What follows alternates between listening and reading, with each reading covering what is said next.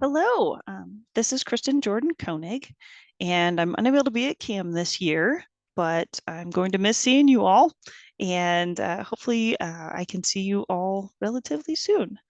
But today I'll be talking about some of the technical behind the scenes things with the Fieldwork reporting app done with the Kansas Geological Survey DEIB committee.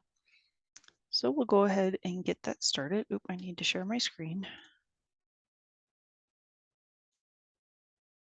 Okay. So, hold on. There we go. Technical issues all over the place. Anyways, so again, if I haven't met you, my name is Kristen Jordan Koenig, and I am the GIS developer with the Kansas Geological Survey. Also a member of the DEIB committee with Blair and Sam and a bunch of others. And when we were talking about needing to have an app available for looking up fieldwork reporting situations, it quickly became apparent that this is a great fit for ArcGIS Online Survey 123. Anytime you need to capture user input and display the results on a map, that is exactly what this facet of ArcGIS Online does. One of the very nice things is as you are setting up your survey in 123, it automatically sets up a feature layer behind the scenes. So you don't need to create your feature layer and then wire in the survey to plop the results in the feature layer. It handles all that behind the scenes, so there's no programming required to be able to do this. So I got the survey set up, it created the feature layer. And then working towards the visualization web app, I decided to set the symbology, pop-ups, those types of things in the feature layer settings under the visualization tab. So that way, anytime I pull this layer into a map, it's going to have the same look and feel, operate the same, those types of things. In a lot of cases, I prefer separating a lot of layer specific settings from map specific settings by handling a lot of symbology, etc., inside the feature layer specifically. So that's what I did for this use case. And then created a web map in ArcGIS Online. Very straightforward. I just took a lot of the defaults because I didn't need to edit much. And then for the actual web app that people would view, I used Experience Builder since I wanted to include a button on top of the map that would launch the survey. For this case, I only wanted to share one link with KGS staff to be able to do it. So instead of saying, here's the link for the survey, and then here's the link for where you view the results, I just wanted one link where they could view the results and or submit their own report on fieldwork conditions. And Experience Builder does a great job of having buttons and being able to customize the actions without any programming. Essentially, what you're doing is putting a hyperlink on top of your map. That's what the button in this case does. So in Experience Builder, when you're creating your app, you add a button. And then as you customize the button, you just get to set the link. And then in the new pane that opens, when you click Set Link, you paste in the URL that you want the button to open. So a lot of things with Esri tend to be pretty complicated. This really was easy as 1, 2, 3. And you have some extra options for customization depending on where you want to open the link. But it worked out quite nicely in this circumstance. So nothing fancy, no programming. You are basically just pasting the URL in of where you want the link to go.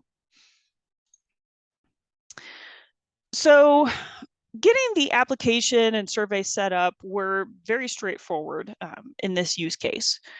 The issue that I had was I didn't know when somebody submitted a survey. What if they submitted bad info or incomplete info, or I needed to get some, some extra questions answered to make the best possible user experience down the line? Since Esri does not currently have the ability to email you when a survey is submitted, I was thinking with my developer cap and was like, well, I can create a Python script that reads the feature layer every 5 minutes to compare feature counts and see if anything was submitted. But then at this last July's Esri user conference, I heard about the ability to use Microsoft Power Automate to use an automated flow to notify you every time a Survey 123 response is received. So I decided, hey, I might as well try it, see what's going on. I had never used Microsoft Power Automate before, but it seems like it's a pretty robust system to be able to automate a lot of things behind the scenes for you without any programming. So to get it set up, you open Microsoft 365, Office 365, navigate to Power Automate, and then under My Flows, you click on New Flow, and then you're going to choose that you want to work from a template. There are a ton of templates available, so this is something I'm going to keep exploring as time goes on. But to find the template that you want, you put in the search term Survey 123. And the one that I worked with is titled Send an Email When a Survey Response is Submitted on Survey 123. And this is created by the Microsoft Flow community. So I'm guessing Microsoft developers and Esri developers got together behind the scenes to create this so us users can get notified when a survey response happens. So you pick that template, and then on the next screen, you can start connecting your Office 365 account with your ArcGIS Online account. They need to talk to each other to make this happen. So you click on the three dots next to each option. So logging in for your Microsoft account to provide the proper permissions. And then also for Survey 123, you will log into either the ArcGIS Online account that owns the survey or an admin account of the organization that the survey is inside. You need to be able to have some permissions to access those resources. So you can't like start emailing yourself every time somebody's private survey gets a response. So then you continue. And then it needs to know which survey you want results from. So if you own the survey, there should be a drop down of your Survey 123 applications that are available, and you can choose that.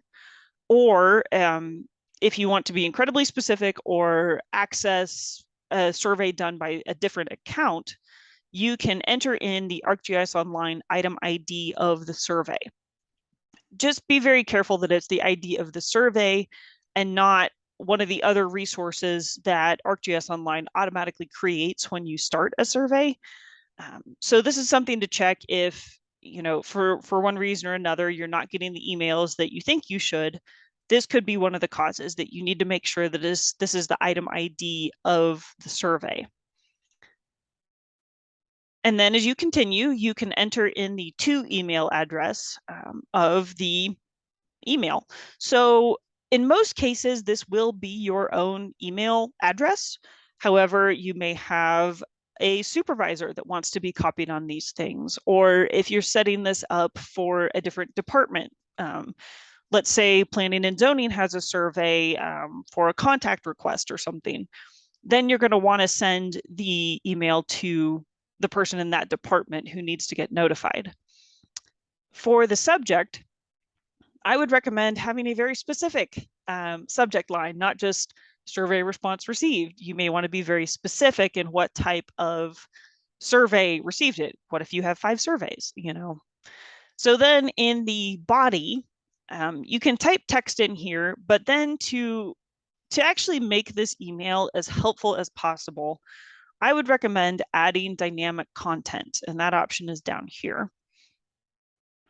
With the dynamic content, you can actually embed survey responses in the body of the email. So if you want to get specific submission values, use anything with this prefix of feature attributes. Just as an aside, the screenshots that I took are for a different survey response that I set up, not the fieldwork one. So that's why the attributes are a little bit different than with the fieldwork reporting. But I had thought initially when I did this that submitted record would be the information I was looking for, but no, it is the feature attributes will give you what the person put in as their values. So then here's an example. So for example, I typed in submitter's name and then selected dynamic content for that portion. So anything without a background are things that I input. And then any of these green pieces are dynamic content that share attributes. And then you click save and your task is ready. I would highly recommend renaming your task after it's saved. It will default to a very long name of send an email when a survey response is submitted, etc. And you'll want to rename that to something like field work report submission. So that way, if you have multiple iterations of this task set up for different surveys, you'll know which is which. So for example, I have two set up, one for the fieldwork reporting and one for the oil and gas map suggestions that are received. You can also check this out from Survey 123. So you log in, open your survey, go over to settings, and on the webhooks option, you can see that now there is a Microsoft Power Automate webhook that's established with a very long unique ID. And you can actually control part of the webhook actions from Survey 123. So you can edit it. If you need to turn the status off for a while, you can delete it. So it's nice that you have bits of control from both Microsoft and ArcGIS Online. So it's not just a one-way thing. You get to apply settings in both directions. And then try it out.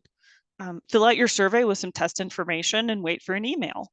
So I filled out the suggest an oil and gas map update with some test information, and then I received an email with all that info. I never figured out how to include carriage returns properly inside the body of the email. So if you know how to do that, please shoot me an email and I can make these things prettier for myself. So if you have any questions about any of this, please shoot me an email, kristen.kgs@ku.edu. Again, I'm sorry I can't be there in person this year. I'll miss seeing you all. And yeah, have a beer for me. Enjoy. Thank you, everybody.